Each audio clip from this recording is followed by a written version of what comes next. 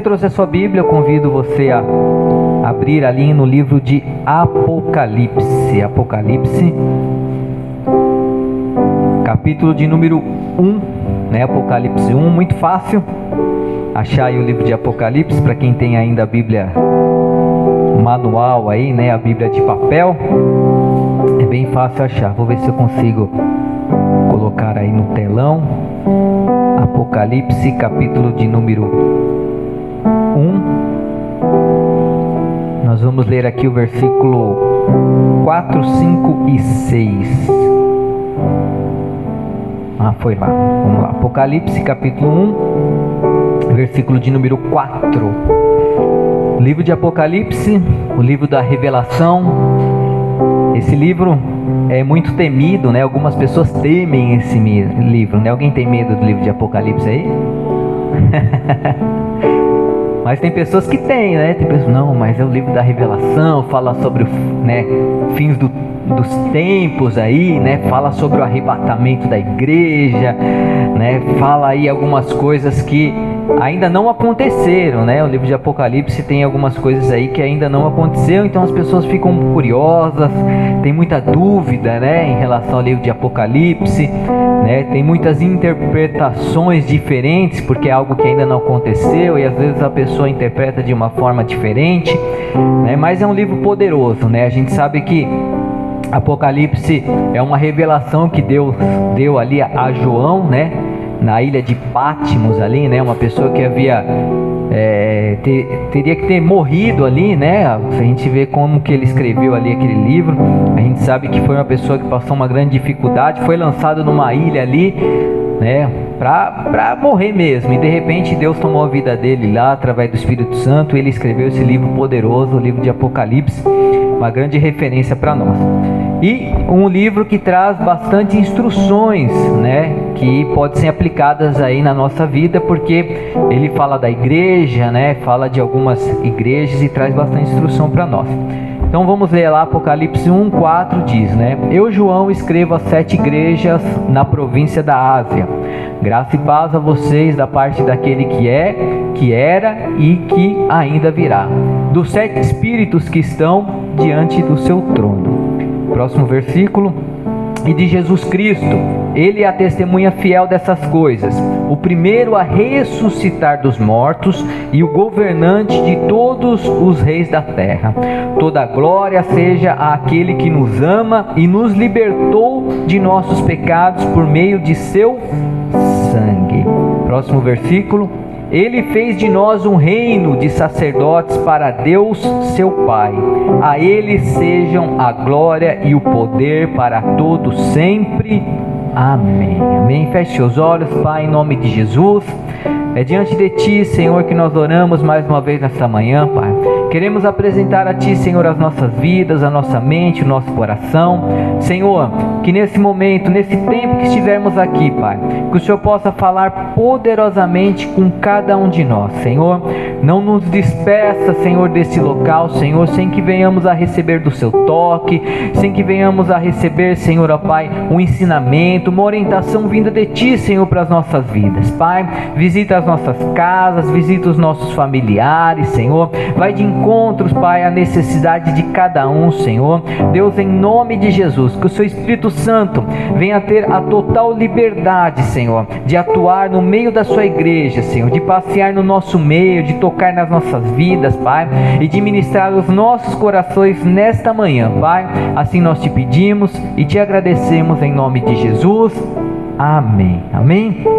Bom, o livro de Apocalipse aqui no início, né, fala ali sobre a igreja, né? Diz ali, né, João escreve as 7 igrejas na província da Ásia. Quais são essas 7 igrejas que João está falando aqui? Eu até anotei aqui. Ele fala sobre a igreja de Éfeso, Esmirna, Pérgamo, Tiatira, Sardes, Filadélfia e Laodiceia, né? Essas 7 igrejas é descrita aí no livro de Apocalipse. Nos primeiros capítulos desse livro, né, é falado sobre essas igrejas. E é isso que eu queria estar ministrando aqui nessa manhã, tá? A gente não tem como falar de todas as igrejas, né? Mas eu pretendo a cada domingo a gente estudar e aprender um pouquinho sobre cada igreja, o que cada igreja pode aplicar, o que nós podemos aplicar, né, de cada igreja que é dito no livro de Apocalipse, sendo que essas igrejas tiveram algumas situações que elas passaram, que foram situações boas, que a gente pode replicar isso na nossa vida, né? Pode fazer parte da nossa vida, mas teve algumas situações que eles erraram ali, que eles fizeram algumas coisas que não agradaram ao Senhor, que são coisas que nós devemos aprender e também buscar tirar da nossa vida, amém? Então no livro de Apocalipse fala ali sobre a primeira igreja, que é a igreja de Éfeso. Fala assim, Éfeso. Repita comigo, Éfeso, amém? Éfeso. Então lá em Apocalipse, no capítulo 2, um pouquinho mais para frente, o versículo 2 e 3 fala um pouquinho sobre essa igreja. Eu vou abrir aqui junto com vocês, Apocalipse 2.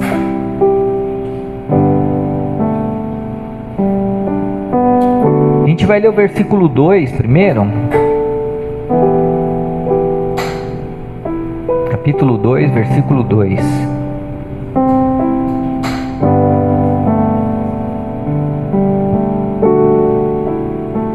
Isso.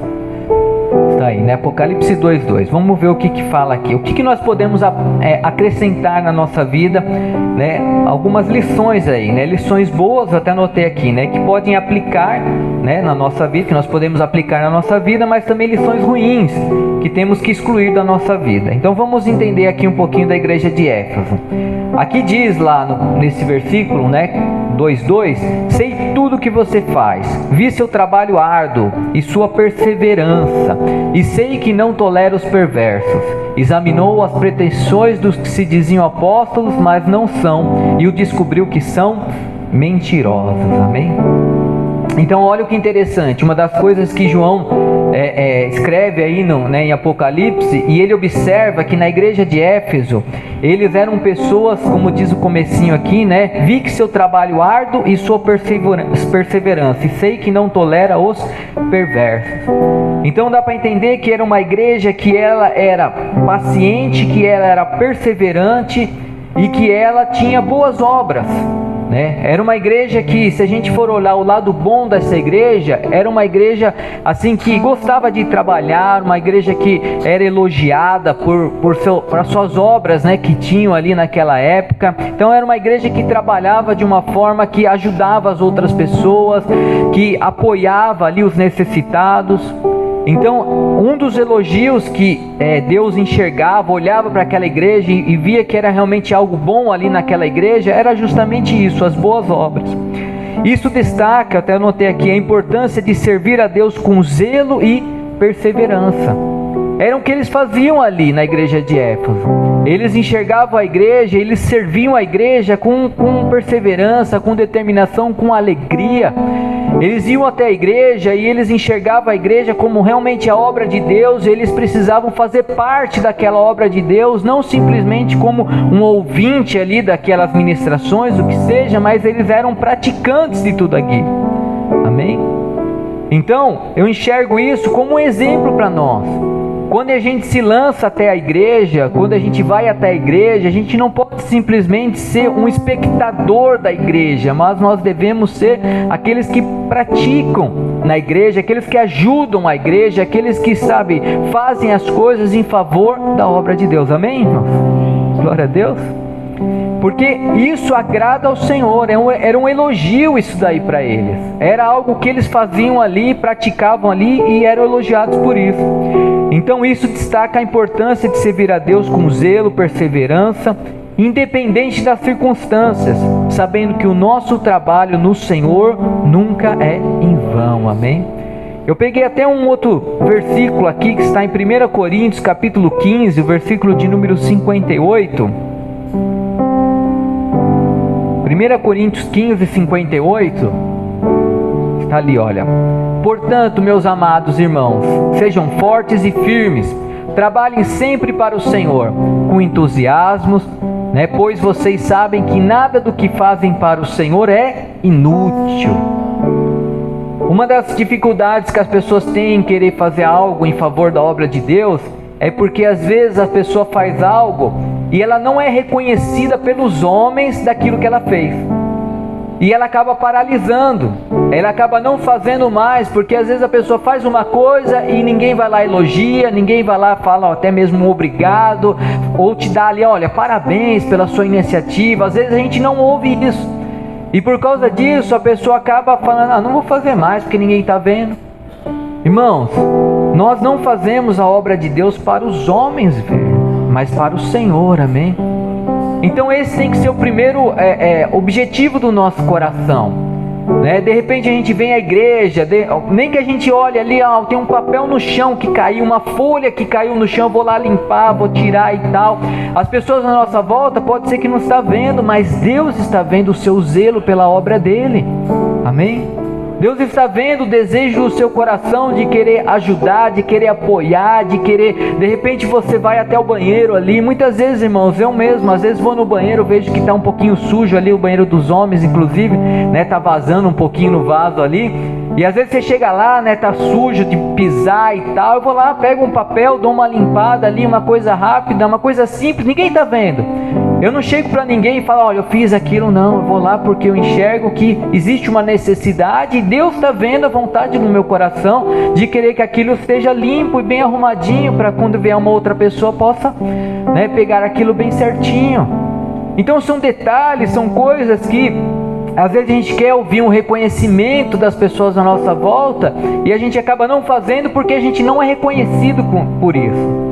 Mas não tenha isso no seu coração, amém? Saiba que tudo que você fizer, o Senhor está enxergando, está vendo. E quem vai nos recompensar não são os homens, é o Senhor, amém?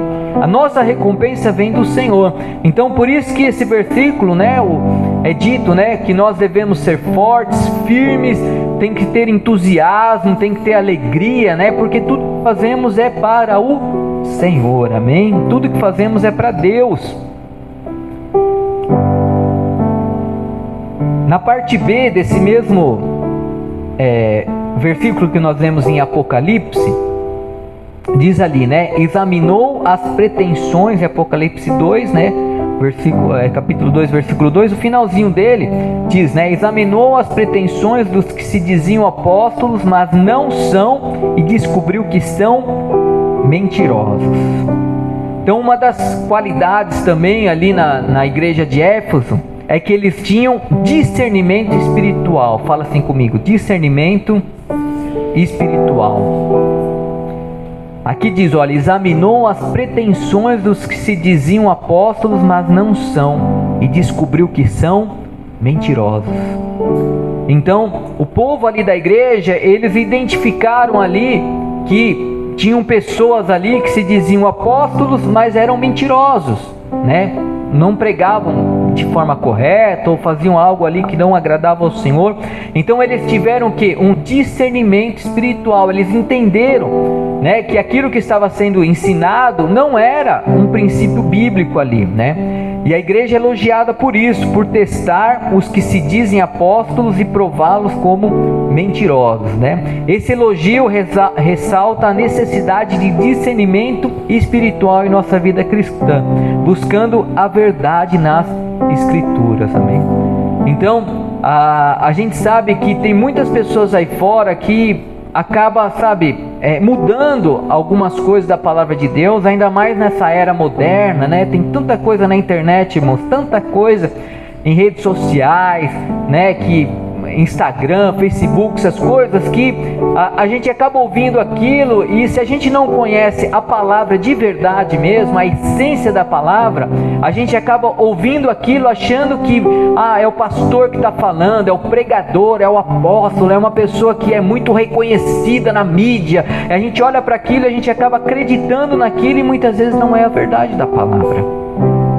Então a gente nunca pode deixar de ter a essência, de ter a palavra de Deus, de ler a Bíblia de verdade. Não somente seguir as pessoas aí fora, mas a gente tem que buscar conhecimento no princípio, na palavra. E aquele povo em Éfeso, eles tinham esse conhecimento da palavra. Então quando veio alguém lá e falar algo que não era de Deus, não era da palavra de Deus, eles, olha, isso daí não é de Deus. Eles repreendiam aquilo, eles não aceitavam aquilo porque eles sabiam que aquilo não era de Deus. E quantas vezes a gente está lá fora, às vezes a pessoa acaba falando algumas coisas para nós e a gente acaba acreditando, achando que é palavra de Deus, que é a vontade de Deus, mas em alguns casos não é. Então, para a gente poder identificar isso, nós precisamos pedir para que Deus nos dê um discernimento espiritual das coisas. Amém? A gente tem que ter isso, porque a igreja de Éfeso tinha. Então é algo que a gente também deve buscar aí na nossa vida. Em Apocalipse 2, o capítulo 2, versículo de número 4, nós até lemos aí, né? Não, ainda não lemos. 2:4, eu vou abrir aqui então.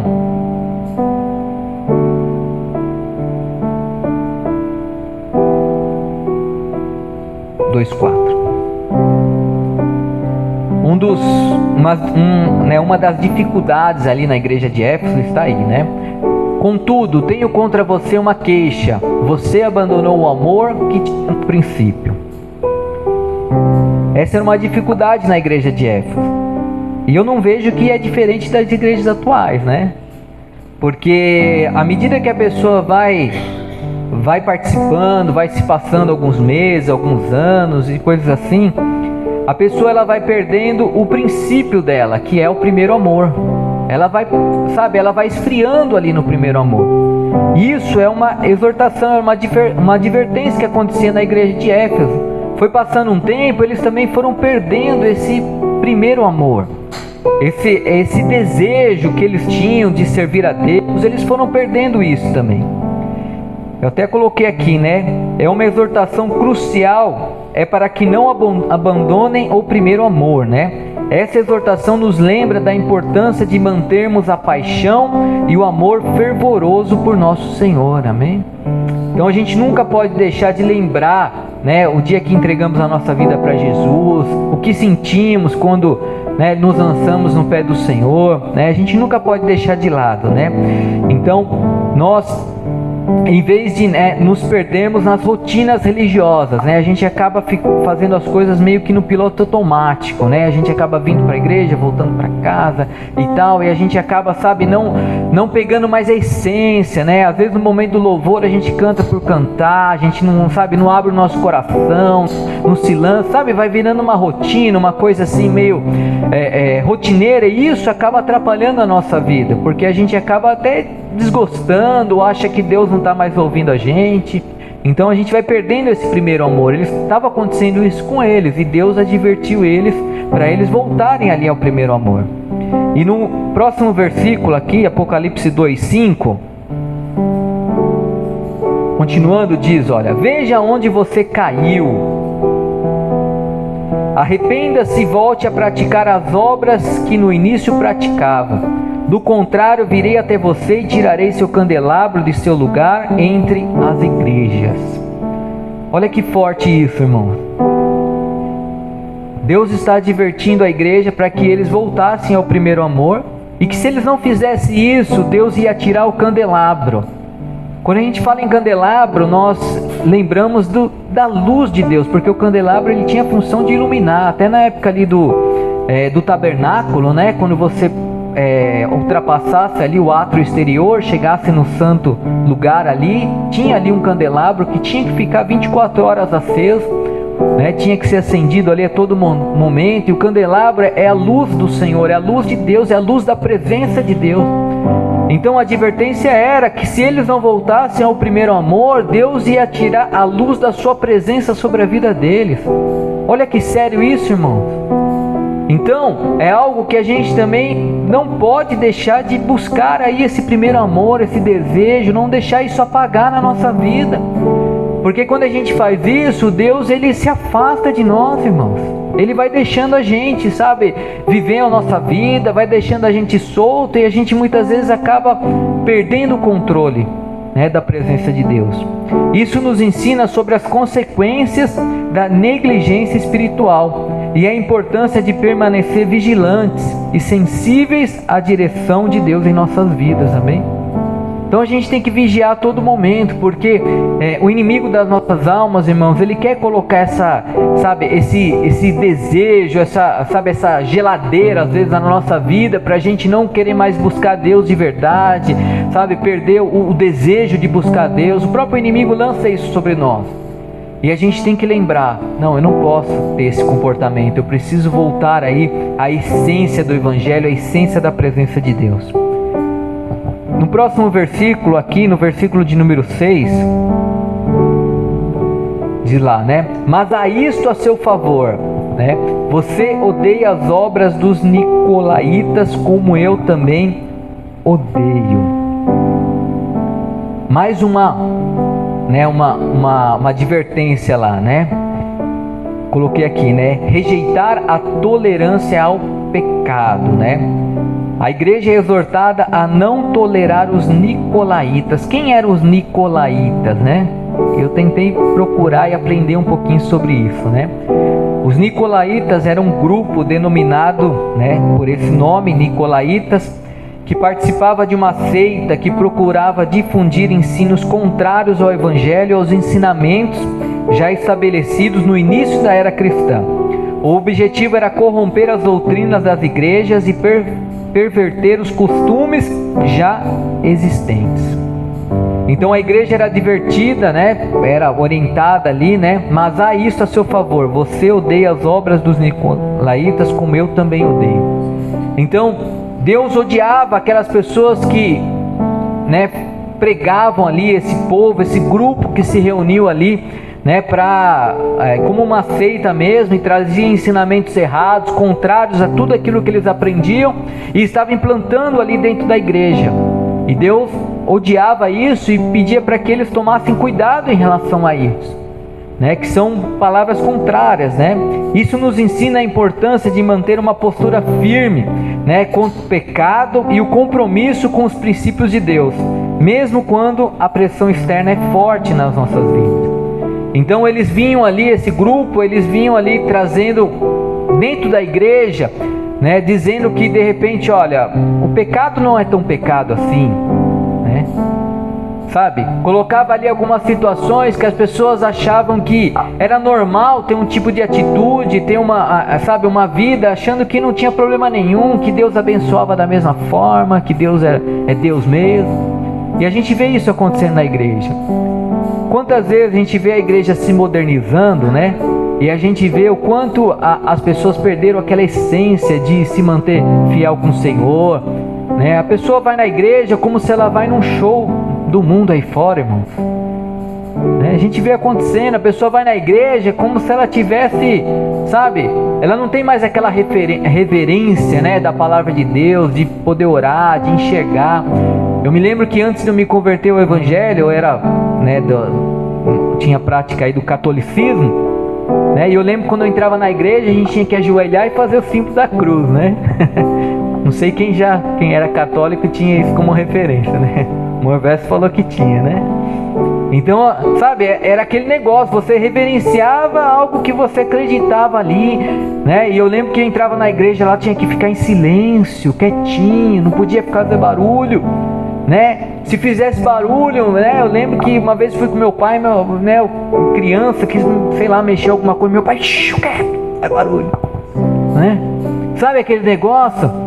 E aí você vê assim, poxa, uma outra religião aí que não tem, né, os princípios bíblicos, né, cristão, como eu e você seguimos, né, existia uma reverência ali, existia um respeito pelas coisas ali, e a gente vê que os evangélicos estão perdendo isso.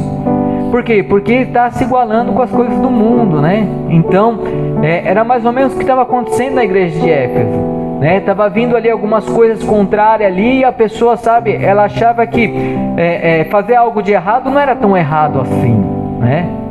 Tem um comportamento que não agrada a Deus, tem um pensamento errado, tem uma atitude errada, não é tão errado assim. Deus perdoa, é verdade. Mas a gente tem que ter reverência e respeito às coisas de Deus, à palavra de Deus, amém? Então, é uma postura, né? Uma postura firme. A gente tem que ser realmente contra o pecado, irmãos. A gente tem que vencer. Eu sei que é difícil, né? A gente vai participar da ceia do Senhor aí, né? A gente sabe que é uma comemoração aí a morte e ressurreição de Cristo, né? Ele pagou um grande preço aí pelas nossas vidas. E a gente tem que, sabe, mostrar que a gente crê nisso, que a gente está com Deus e buscar viver uma vida de santidade na presença de Deus, amém? Né? Buscar a cada dia, amém?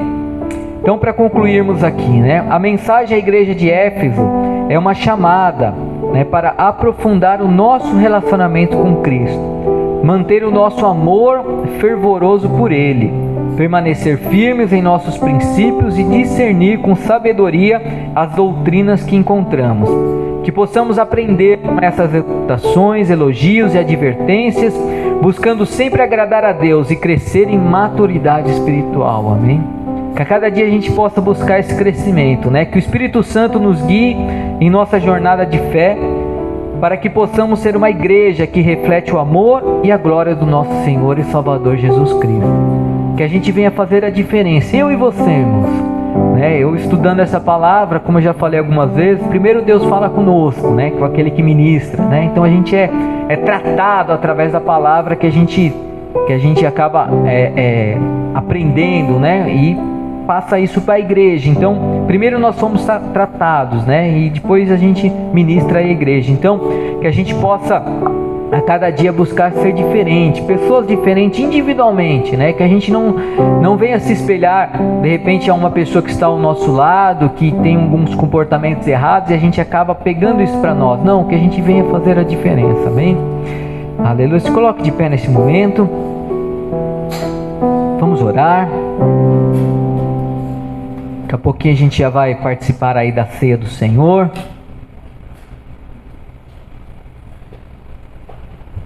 Mas o momento da ceia, como a gente costuma fazer uma vez no mês, é o momento de nós nos autoavaliarmos, né? Enxergarmos aí as nossas vidas, olhar para dentro de nós e ver se existe algo que a gente esteja passando como uma dificuldade ou até mesmo um pecado que a gente possa estar praticando, que ainda a gente não conseguiu vencer, que a gente possa pedir perdão ao Senhor, possa pedir ajuda ao Senhor, que Deus possa nos ajudar e nos orientar, amém?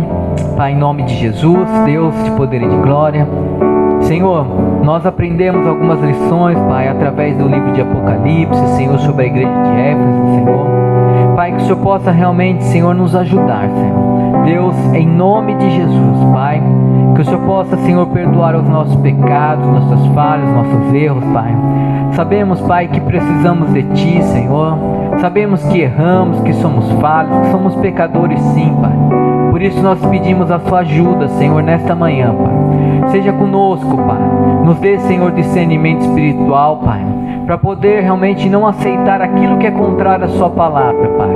Em nome de Jesus, nos ajuda, Senhor, a termos zelo pela Sua obra, Pai. Nos ajuda, Senhor, a sermos, Pai, obreiros aprovados diante da Sua presença, Pai. Oh, Pai, em nome de Jesus, Senhor, que venhamos a entender, Senhor, que as nossas recompensas não estão aqui nessa terra, Pai, mas está com o Senhor, está nos céus, Pai.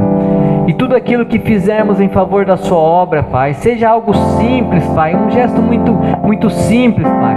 Sabemos, Pai, que será reconhecido por Ti, Senhor. Oh, Pai, por isso, Senhor, eu te peço, Senhor, fortalece as nossas vidas, Pai. Nos enche ainda mais, meu Deus, da Sua presença, Pai. Derrama sobre nós, Senhor, o Seu poder, a Sua unção, Pai. Que venhamos, Senhor, em nome de Jesus, Pai, receber mais de Ti, Senhor, sermos mais e mais cheios da Sua presença, Pai. Senhor, assim nós te pedimos, te agradecemos, te glorificamos em nome de Jesus. Amém. Amém.